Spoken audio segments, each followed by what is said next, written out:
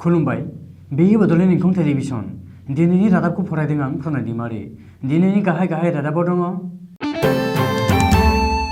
बिश्वजित दैमारिया रायजो सभायाव फिन थांफिनगोना रोखा जाबाय। आबादखौ एंगारनानै गामियारि रांखान्थिया गोख्रों जानाय नङा।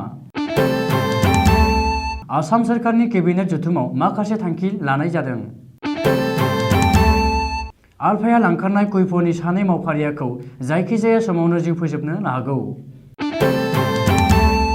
श्रीरामपुराव 1 कोटिनिबो बांसिन बेसेननि गांजा हमदों। प्रफुल्ल कुमार महन्तीनि देहाया गाहामाव फैफिनबाय।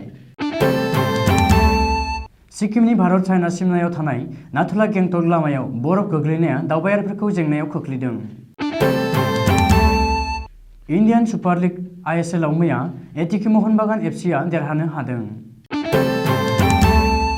मुंदांखा फावखुंग्रि टीना हाज'वाया बिफानि हेफाजाब लायाखै।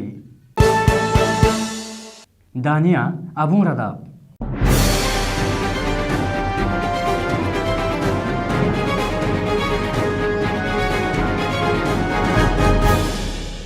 राज्य सभानि बारग' MP आरो BJP दैदेनगिरि बिश्वजित दैमारिया रायजो सभायाव थांफिनगोना रोखा जाबाय। फैगौ 1 मार्च खालारखालि खुंजानो गोनां आसामनि मोनसे रायजो सभा मासिनि उफेरा बिसायख'थियाव बिश्वजित दैमारिनि देरहानाया रोखा जाबाय। बिश्वजित दैमारिया उफेरा बिसायख'थियावबो हेंथा दोलोनि सासेबो बादायारि गैयालासेनो एबा आनकन्टेस्ट देरहागोना रोखा। बबेखानि बिश्वजित दैमारिया आनकन्टेस्ट देरहाबाय होननानै अफिसियेलि फोसावनोल' दंसै। सुलुङाव मिथिनो हानाय बादिब्ला आसामाव लांदां जानानै थानाय मोनसे रायजो सभानि मासिनि उफेरा बिसायख'थियाव देरहानो थाखाय मोन 60 भट नांगौ। नाथाय BJP आरो AJPनि जथायारि सोरखारनि गोहोखौ नुखानानै BJPनि बिजाथि बिश्वजित दैमारिनि हेंथायै सासेबो बिजाथियानो गसङासै। बेनि बागै आसाम लेजिस्लेटिभ एसेम्ब्लिनि एडिशनेल सेक्रेटारि दुलाल पेगुआ खौरांगिरिनि मेलाव फोसावनाय बादिब्ला रायजो सभानि उफेरा बिसायख'थिनि थाखाय 3 बिजाथिया नमिनेशनलाइ दिहुनदोंमोन। बै 3 बिजाथिफोरा जादों बिश्वजित दैमारि, सन्दीप बसुमतारी आरो आजिजुल हक। नाथाय बिजाथिलाइ गथायनायनि जोबथा खालारा बारग'लांबाय। बिश्वजित दैमारिनि अनगायै गुबुन 2 बिजाथिया गावसोरनि बिजाथिलाइ गथायाखिसै। ओरैहाय मैया जालांनाय स्क्रुटिनियाव बिश्वजित दैमारिनि बिजाथिलाइया आजावजाबाय आरो गनायथि जाबाय होननानैबो दुलाल पेगुआ बुंदों। बबेखानि दुलाल पेगुआ बेखौबो फोरमायदों दि दासिम बिश्वजित दैमारिनि बिजाथिलाइयाल' आजावजादों। जुदि 22 फेब्रुवारि बिजाथिलाइ बोखांनानै लाफिननाय सानखालि बिश्वजित दैमारिया गावनि बिजाथिलाइखौ बोखांनानै लाफिना अब्ला बिश्वजित दैमारिखौनो आनकन्टेस्ट देरहाबाय होननानै फोसावनाय जागोन। मख'नो गोनांदि बे समाव बेखौबो बुंनो हायोदि बिश्वजित दैमारिया उफेरा बिसायख'थियावबो आनकन्टेस्ट देरहागोना रोखा जाबाय। आबादखौ एंगारनानै गामियारि ओनसोलनि रांखान्थि बिथिङा गोख्रों जानाय नङा। BDCनि आबाद बिफाना उदालगुरि जिल्लायाव सानथामनि हाबाफारिजों बानजायनाय बड'लेण्ड कृषक समार'हआव BDCनि गाहाय प्रमद बर'आ बाहागो लानानै बे बाथ्राखौ बुंदों। मख'नो गोनांदि बड'लेण्ड कृषक समार'हखौ BDCनि आबाद बिफाननि बानजायनायाव उदालगुरि जिल्लानि साबखाथियाव सानथामनि हाबाफारिजों खुंनाय बड'लेण्ड कृषक समार'हआ मैया जोबनानै थांबाय। BDCनि गाहाय प्रमद बर'आ मैयानि हाबाफारियाव बाहागो लानानै बुंदों दि आबाद बिथिङाव लाइमोनफोरखौ मुखुब खालामनायनि बांसिन खाबु दङ। बेजों लोगोसेनो आथिखालनि लाइमोनफोरा साख्रि नागिरना रां रुफानि उन खारालासेनो गावखौ सुंथानो थाखाय गोनोखोआरि आदबजों आबाद मावनो आवगायबोनांगौ होननानैबो प्रमद बर'आ खावलायो। गुवाहाटी नोगोरमानि ब्रह्मपुत्र रायजोआरि आलासि जिरायसालि नमायाव दिनै आसामनि सोरखारि केबिनेट मेल जानानै थाङो। गिबि मन्त्रि सर्बानन्द सन'वालनि दैदेननायाव दिनैनि केबिनेट मेलखौ जथुमनाय जादों। दिनैनि केबिनेट जथुमाव आसाम सोरखारा माखासे आयदानि सायाव गोनांथार थांखि लायो। बबेखानि बे जथुमाव मन्त्रि डक्टर हिमन्त बिश्व शर्मा, रन्जित दत्त, प्रमिला रानी ब्रह्म, भवेश कलिता, नब कुमार दले, सिद्धार्थ भट्टाचार्य, जगेन मोहन, परिमल शुक्लबैद्य, चन्द्र मोहन पाटवारीमोना बाहागो लायो होननानै मिथिनो हादों। आसाम सोरखारा दिनैनि केबिनेट जथुमाव लानाय थांखिफोरा जादों उदांस्रि सोमावसारनायाव बाहागो लानाय सुबुंफोरनो बेसेन नाङै देहा फाहामथायनि सिबिथाय होनाय जागोन। बेजों लोगोसेनो उदांस्रि सोमावसारग्राफोरनि पेन्सनखौ 21,000निफ्राय 25,000सिम बांहोनाय जागोन। आसामनि उदांस्रि सोमावसारग्रा सम्मेलननि खावलायनाय लेखायै आसामनि सा 19 उदांस्रि सोमावसारनायनि मुंख्लं नखरफोरनो 5 लाख रां एक्विभेलेन्ट होनो थाखायबो थांखि लायो। थिउरि आफाद आल्फा उदां आरो एनएसएनकेआ कुइफ'जों आरो जेबो सावरायला। आफादा लांखारनाय कुइफ'नि सानै मावफारियाफोरखौ जायखिजाया समावनो गोख्रों साजा होनो एबा जिउ फोजोबनो हुमखि होबाय। आल्फा उदांआ मोनसे नटिफिकेसन फोसावनानै सानै कुइफ'नि मावफारिनि सायाव आफादा लानाय थांखिखौ फोसावदों। बबेखानि कुइफ'जों सावरायनानै फेलें जानायनि उनाव थिउरि आफाद आल्फा उदां आरो एनएसएनकेआ बे थांखिखौ लादों होननानै आफादनि बिथिंनिफ्राय फोसावदों।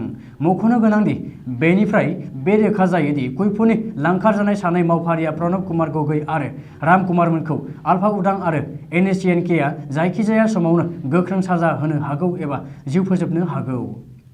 सुलुङाव फोरमायथिनाय बादिब्ला प्रणब कुमार गगৈ आरो राम कुमारमोनखौ फैगौ सप्तायाव जायखिजाया समावनो गोख्रों साजा होगोन आल्फा उदां आरो एनएसएनकेआ। बबेखानि बेनि थाखाय कुइफ' थाव कम्पानि आरो सोरखारानो दायनिगिरि जागोन होननानैबो हुमखि होदों थिउरि आफाद आल्फा आरो एनएसएनकेआ। ओरैहाय लांखारनाय कुइफ'नि सानै मावफारिया प्रणब कुमार गगৈ आरो राम कुमारमोनखौ गाहामैनो हगारफिननो थाखाय प्ररेश बरुवा आरो आल्फा उदांखौ खावलायदों आसामनि गिबि मन्त्रि सर्बानन्द सन'वाल आरो मन्त्रि डक्टर हिमन्त बिश्व शर्माया। क'क्राझार जिल्लानि बेन्दोंआव थानाय आसाम सोनाब बेंगल सिमा श्रीरामपुराव गोबांथार बिबांनि गान्जा हमदों। 36 नं माहारियारि राजा लामाजों ट्राकआव सिखावै लाबोखुमानाय थासारियाव गोबांथार बिबांनि मणिपुरि गान्जाखौ क'क्राझार पुलिसआ मैया हमनो हादों। बबेखानि हमना मोननाय गान्जानि बेसेना 1 कौटि रांनिबो बांसिन बेसेननि जागोन होननानै पुलिस सुलुङाव फोरमायदों।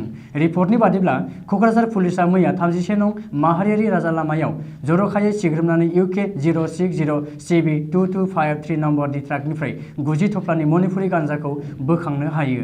गासै 90 थफ्ला मणिपुरि गान्जानि लिरथाया गासै 833 केजि होननानै मोनथिहोनायजों लोगोसे बेनि बेसेना 1 कौटिनिबो बांसिन बेसेननि जागोन होननानै पुलिस सुलुङाव फोरमायदों। मख'नो गोनांदि डिमापुरनिफ्राय कलकाता फारसे लांगासिनो थानाय समावनो गान्जा लाबोखुमानाय ट्राकखौ क'क्राझार पुलिसआ हमनो हायो। बबेखानि 50 बोसोर बैसोनि जसबिन्दर सिंह मुंनि ड्राइभारखौ एरेस्ट खालामनायजों लोगोसे ट्राकखौबो क'क्राझार पुलिसआ जब्द खालामनानै जाथायनि सायाव नायबिजिरनो जागायबाय होननानै मिथिनो हादों। आसामनि आगु गिबि मन्त्रि प्रफुल्ल कुमार महन्तनि देहाया बे समाव गाहामाव फैफिनबाय आरो थियैनो दङ। आगु गिबि मन्त्रि महन्तनि अनजालि बिसि डक्टर जयश्री महन्तआ दिनै बे बाथ्राखौ सुलुङाव फोरमायदों। मख'नो गोनांदि आसामनि आगु गिबि मन्त्रि प्रफुल्ल कुमार महन्तनि देहाया हरखाब गाज्रि जानायनि थाखाय थांनाय बिस्तिबारखालि एयारलिफ्ट खालामनानै एबा एयार एम्बुलेन्सजों लांनानै दिल्लीनि एम्सआव थिसननो गोनां जादोंमोन। प्रफुल्ल कुमार महन्तखौ दासिमबो एम्सआव स्पेसियेल डक्टरनि टीमआ जोथोन लागासिनो दङ। बेनि सिगां जानुवारि दानाव महन्तखौ गुवाहाटीनि नोगोरमानि गंसे प्राइभेट हस्पिटालनि आइसिइउआव शिफ्ट खालामनो गोनां जादोंमोन। बेखौबो मख'नो गोनांदि 67 बोसोर बैसोनि आगु गिबि मन्त्रि प्रफुल्ल कुमार महन्तआ गोलाव समनिफ्रायनो जब्रायाव गोग्लैनानै दङ। सानजा सिक्किमनि भारत आरो चाइना सिमा साखाथियाव थानाय नाथुला गेंटक लामायाव गोबांथार बरफ गोग्लैनायनि जाहोनाव लामाया लिमोनद्रा जादों। लिमोनद्रा जानायनि थाखायनो दावबायारिफोरा थांलाय फैलाय खालामनायनि थाखाय गोबांथार जेंनायाव गोग्लैनांगौ जानानै फैदों। मोनथिनाय जायोदि बरफ गोग्लैनानै लामाया लिमोनद्रा जानाय बै नाथुला गेंटक लामायाव नांथानानै थानाय सा 447 दावबायारिफोरखौ इन्डियान आर्मिया रैखाथि होदों। सुलुङाव फोरमायनाय बादिब्ला गोबांथार बारहुंखा बारनायनि जाहोनावनो गोबां बिबांनि बरफ गोग्लैनाय जाब्रबथाया जानो मोन्दों होननानै मोनथिनाय जादों। जाहोनाव गं 155 गारिफोरा 15 किल'मिटार गोलाव लान्थ्रियै नांथानानै थानांदों। मख'नो गोनांदि इन्डियान आर्मिया बे खौरांखौ मोननानै गारि नांथानानै थानाय बै लामासिम सौहैयो आरो दावबायारिफोरखौ गावसोरनि गारिजोंनो गावसोरनि केम्पसिम लांनानै नांथानानै थानाय आरो गुसुनिफ्राय रैखाथि होयो। बेजों लोगोसे जानाय लोंनाय आरो देहा फाहामथायनि थाखाय नांगौ बादियै जगायनानै होयो होननानैबो सुलुङाव फोरमायनाय जादों। इन्डियान सुपार लिग सुंद'यै आइएसएलआव मैया एटिके मोहन बागान एफसि आरो इस्ट बेंगल एफसि बे मोननै हानजानि गेजेराव फुटबल गेलेनाया जादोंमोन। मोनथिनाय बादिब्ला मैयानि गेलेनायाव एटिके मोहन बागान एफसिआ इस्ट बेंगल एफसिखौ गल 3 सोनो हादोंमोन आरो इस्ट बेंगल एफसिआ एटिके मोहन बागान एफसिखौ गल 1 सोनो हादोंमोन। जाहोनाव मैयानि इन्डियान सुपार लिग आइएसएलआव जानाय गेलेनायाव एटिके मोहन बागान एफसिआ इस्ट बेंगल एफसिखौ गल 3 सोनो हानानै मैयानि गेलेनायाव देरहानो हादों। मोनथिनाय बादिब्ला मोन्नैबो हानजानि गेजेराव गोबांथार नारा-नाथा जुजिलायनाया जादोंमोन। मख'नो गोनांदि इन्डियान सुपार लिग ISLआव दिनै जामशेदपुर FC आरो मुम्बाइ सिटी FC बे मोननै हानजानि गेजेराव फुटबल गेलेनाया जागोन। मोनथिनाय बादिब्ला बे मोननै हानजानि गेलेनाया दाहाय मोनाबिलिनि 7:30 रिंगानिफ्राय जागायगोन होननानै सुलुङाव फोरमायनाय जादों। बेजों लोगोसे बेखौबो मोनथिहोखाबावनाय जायो दि गाबोननि मोनाबिलि समाव बेंगालुरु FC आरो ग'वा FC बे मोननै हानजानि गेजेराव गेलेनाया जागोन। लोगोसे केराला ब्लास्टार FC आरो चेन्नाइन FC बे मोननै हानजानि गेजेरावबो गेलेनाया जागोन।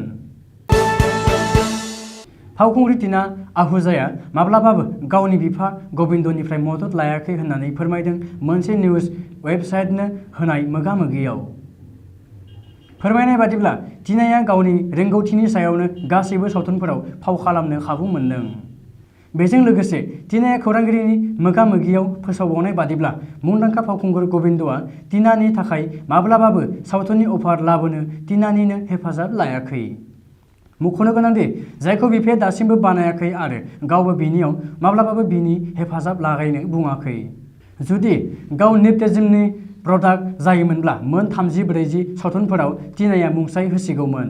सुलुङाव फोरमायनाय बादिब्ला आथिखालाव टीना आहूजानो बिफानि माबाफोर मददनि गोनांथि जायोब्ला बियो गावजों लोगोसे अरायसम गसंनानै थागोन होननानै मोनथिनाय जादों। दिनैनि रादाबा एसेनोसै, गोजोन्थों।